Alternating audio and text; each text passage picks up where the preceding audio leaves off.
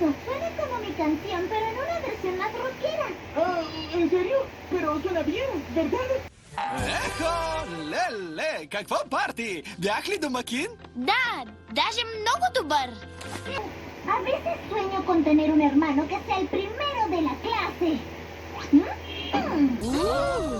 Да, тук не е лошо. Но къде всъщност спиш? Me siento como mantequilla untada muy fina sobre un gran trozo de pan. Es triste.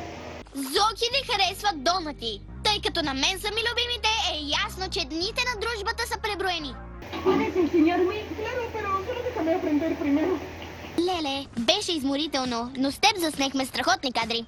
Нямам търпение да покажа на света. Виж само колко е красиво и замайващо. ¡Ay, niños! ¿Qué están haciendo con mi planta?